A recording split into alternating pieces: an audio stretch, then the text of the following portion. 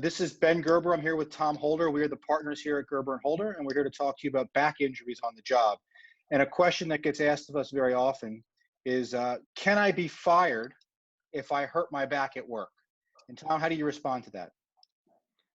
Georgia is a right to will state. Unfortunately, if you hurt your back at work, you can be fired.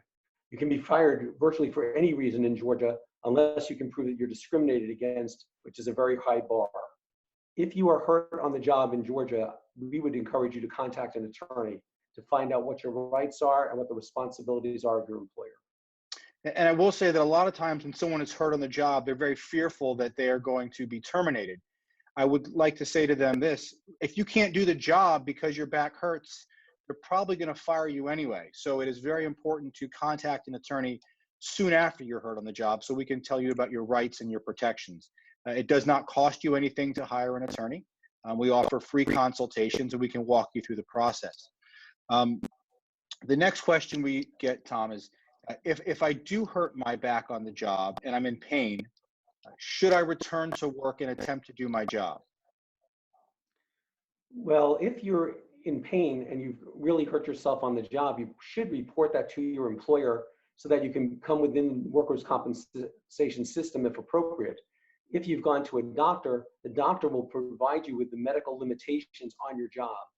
If you're, for example, you're given a limitation of not being able to lift over 20 pounds, you should be able to bring that back to your employer, and hopefully your employer will modify your work so that you don't have to lift over 20 pounds.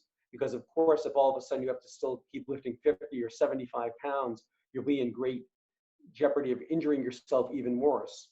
The problem is, if your company puts pressure on you to return back to work and do work outside of your restrictions, then you really need to talk to a lawyer at that point, because that's when you will most likely need to file a workers' compensation claim to protect yourself. You know, as we often say to people, when your company does it to you, it's business, but when you try to protect yourself, it's personal.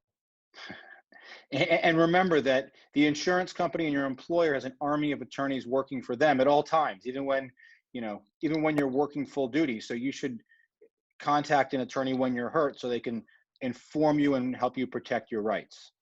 Right, and of course, also anybody who calls us, we always give a free consultation. That consultation is confidential. I've had many people over the years who are afraid to even name their company for that.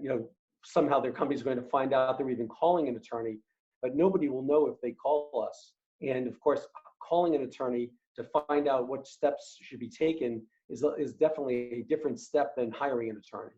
Because once you hire an attorney, then we have to file appropriate papers, and your employer will know that you have hired an attorney to protect you and your rights in a workers' compensation situation.